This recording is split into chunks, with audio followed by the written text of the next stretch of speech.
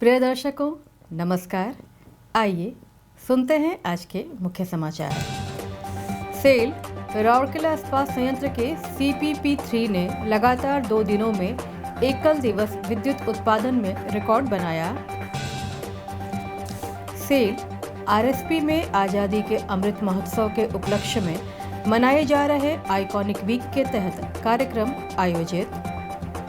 और आज़ादी का अमृत महोत्सव की कड़ी में आज के व्यक्तित्व हैं श्री सिंघारी श्याम सुंदर कौरव। अब समाचार विस्तार से। सेल राउरकेला इस्पात संयंत्र RSP के कैप्टिव पावर प्लांट 3 CPP3 ने लगातार 2 दिनों के अंतराल में औसत एकल दिवस विद्युत उत्पादन में 2 नए रिकॉर्ड बनाए हैं। CPP3 ने 12 मार्च 2022 को 48.56 मेगावाट विद्युत ऊर्जा का उत्पादन कर एक रिकॉर्ड दर्ज किया था। रिकॉर्ड को फिर से तोड़ने में 24 घंटे से भी कम का समय लगा। सफलता के पथ प्रज्वलित करते हुए अगले ही दिन यानी 13 मार्च 2022 को यूनिट ने एक ही दिन में 49.02 मेगावाट विद्युत उत्पादन कर एक और नया रिकॉर्ड बनाने के दौर में पिछले रिकॉर्ड को तोड़ दिया। विशेषतः यूनिट का पिछला सर्वश्रेष्ठ 48.11 मेगावाट था, जिसे 3 फरवरी 2021 को हासिल किया गया था। उल्लेखनीय है कि कैप्टिव पावर प्लांट 3 में पावर ब्लोइंग स्टेशन में steam turbine generator, top recovery turbine generator और बैक प्रेशर टरबाइन जनरेटर शामिल हैं। एक के बाद एक बनाए गए रिकॉर्ड पर खुशी व्यक्त करते हुए RSP के निदेशक प्रभारी श्री अतनु भौमिक ने कर्मी समूह को बधाई दी है और उनसे उत्कृष्टता को एक आदत बनाने का आग्रह किया है। उन्होंने कहा, आइए हम अपने हर प्रयास में उत्कृष्टता प्राप्त करना जारी रखें। गौरतलब है कि मुख्य महाप्रबंधक पावर श्री B सुनील कारथा और महाप्रबंधक प्रभारी CPP3 श्री SL दास के नेतृत्व में CPP1 की समर्पित टीम यूनिट के प्रदर्शन को बढ़ाने के लिए अथक प्रयास कर रही है। यूनिट ने इस वित्तीय वर्ष 2021-22 में सर्वश्रेष्ठ मासिक प्रदर्शन दर्ज किया, जिसमें CPP3 की स्थापना के बाद से सर्वश्रेष्ठ फरवरी भी शामिल है। ये उत्कृष्ट उपलब्धियां पहली बार पावर और ब्लोइंग स्टेशन के 3 टर्बो ब्लोअर के बड़े ओवरहॉलिंग के कारण से संभव हुई, जिससे प्रति टर्बो ब्लोअर प्रति घंटे 12 टन स्टीम की बचत हुई, जिसका उपयोग स्टीम टरबाइन जनरेटर में बढ़ी हुई बिजली उत्पादन के लिए कुशलतापूर्वक किया गया। 20 MVA TRTG जनरेटर ट्रांसफार्मर का प्रतिस्थापन 25 MVA ट्रांसफार्मर के साथ स्टीम टरबाइन जनरेटर 2 के कंट्रोल वॉल स्पिंडल का सुधार और सटीक समायोजन टर्बो ब्लोअर और स्टीम टरबाइन जनरेटर के स्पष्ट कूलिंग वाटर केमिस्ट्री के नियंत्रण के लिए PBS के कूलिंग टावरों पर सल्फ्यूरिक एसिड डोजिंग सिस्टम को फिर से चालू करने की वजह से कुशल दक्ष संचालन में सुधार और रखरखाव की आवश्यकता में कमी आई, जो इस उपलब्धता को हासिल करने में मदद किया। वृद्धिशील प्रणाली में सुधार की श्रृंखला जैसे भाप रिसाव को रोकना, बॉयलर लोडिंग और इस तरह उनकी क्षमता का अनुकूलन, STG और टर्बो ब्लोअर में कंडेंसर में वैक्यूम बढ़ाना, प्रमुख विद्युत संयंत्र उपकरण और संबंधित सहायक यंत्रों की विश्वसनीयता बढ़ाना, बॉयलरों में भाप उत्पादन का युक्तिकरण, अनुकूलन और संतुलन और टरबाइन जनरेटर और टर्बो ब्लोअर में उनका प्रभावी उपयोग कुछ और ऐसे पहल हैं जो विभाग द्वारा उठाए गए थे। इस तथ्य को ध्यान में रखते हुए यह एक बड़ी उपलब्धि है कि हॉट मेटल उत्पादन के लिए ब्लास्ट फर्नेस 5 को 4.10 किलोग्राम सेमी 2 के दबाव के साथ 3,30,000 Nm³ हवा की आवश्यक कोल्ड ब्लास्ट मात्रा की निरंतर आपूर्ति और COB6 में उत्पादन प्रक्रिया को सुविधाजनक बनाने के लिए CDCP बॉयलरों की विश्वसनीयता बढ़ाए जाने के अलावा यह रिकॉर्ड विद्युत उत्पादन किया गया था। CPP3 द्वारा इस उपलब्धि को EMD ब्लास्ट फर्नेस विभाग CDCP इंस्ट्रूमेंटेशन विभाग, केंद्रीय विद्युत विभागों आदि के समर्थन और प्रयासों से सुगम बनाया गया।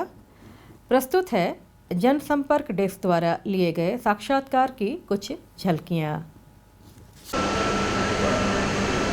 आमर प्रथम समस्त नमस्कार।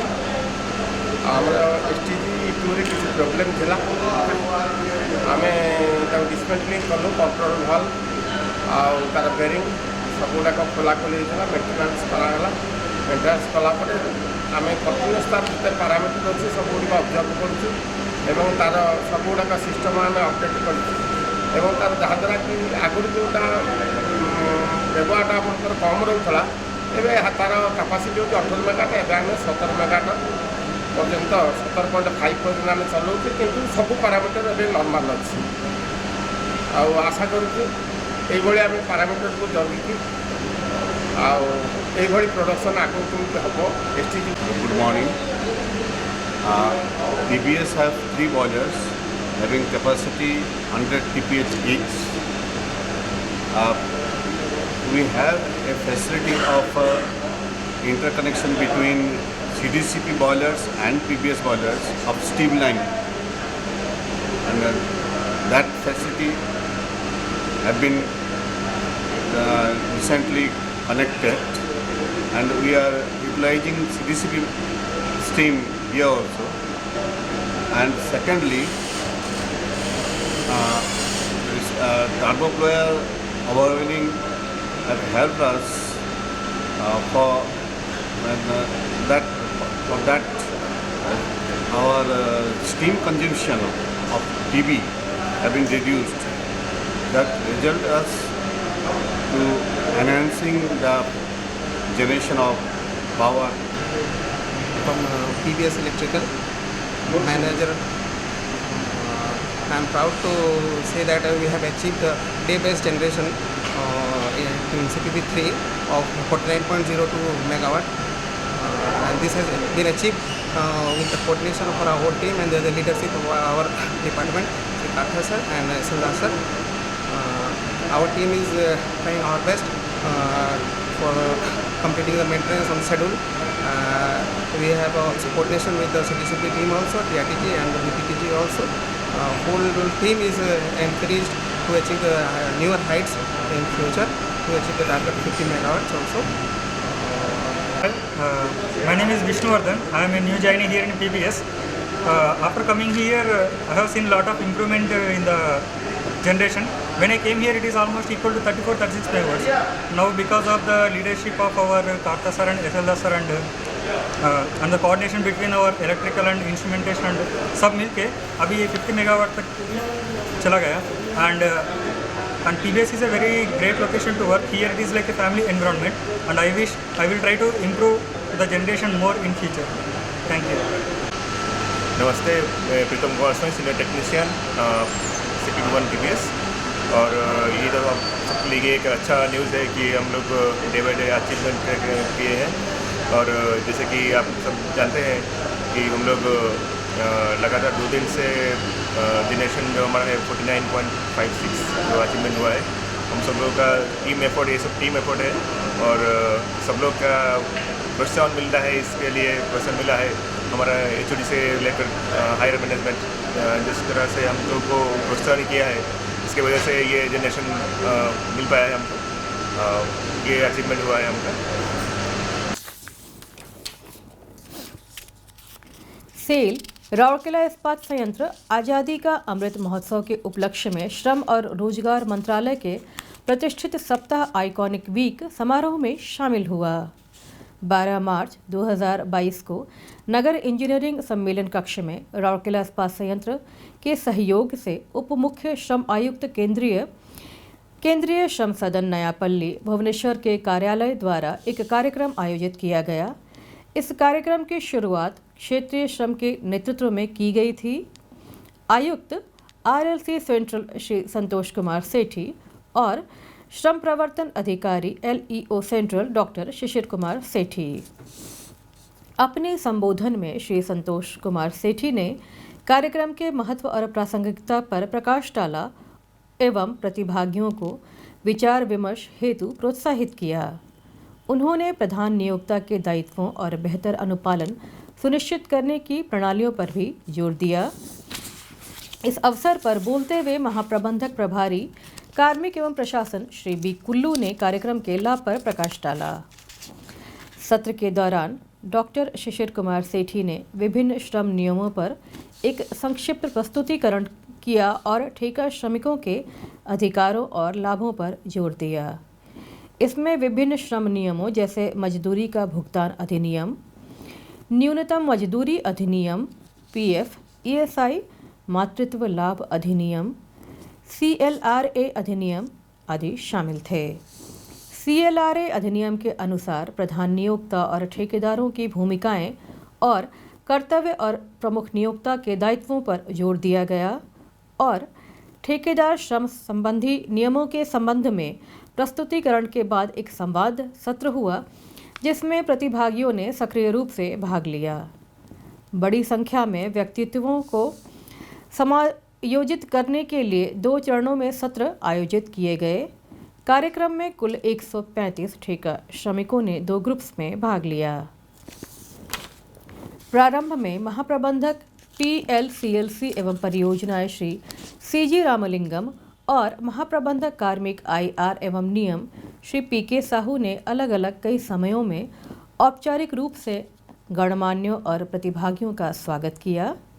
कार्यक्रम का संचालन प्रबंधक कार्मिक परियोजना सुश्री संगीता मारिया सिंदूर द्वारा किया गया तथा CLC कर्मी समूह और नगर इंजीनियरिंग विभाग के सहयोग से वरिष्ठ प्रबंधक कार्मिक CLC श्री अविनाश द्वारा कार्यक्रम का समन्वयन किया गया।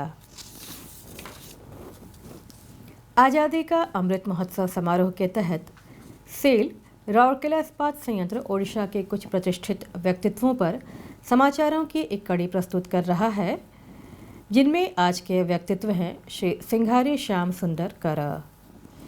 श्री सिंघारी श्याम सुंदर कर का जन्म 4 मार्च 1908 को ओडिशा के पुरी जिले में मणिकर्णिका साही के भगवान जगन्नाथ के एक सेवक के यहाँ हुआ था। अपने मामा श्री नित्यानंद महास्वार के साथ संगीत प्रेमी समूहों में घूमना और श्री चैतन्य देव को भजन और कीर्तन अर्पित करना उनके पसंदीदा शौक थे। वे श्री लोकनाथ टोल पर पंडित सोमनाथ मिश्र से संस्कृत सीखते हुए खेला खेलते थे। उन्हें 1973 में ओडिशा संगीत नाटक अकादमी सहित कई प्रतिष्ठित पुरस्कारों से पुरस्कृत और सम्मानित किया गया था। उन्हें गायक रत्न, श्री क्षेत्र रत्न और संगीता बिसारी के रूप में भी सम्मानित किया गया था। उन्होंने 13 मार्च 1975 को अंतिम सांस ली। इसी के साथ आज का हिंदी समाचार बुलेटिन यहीं समाप्त होता है। नमस्कार।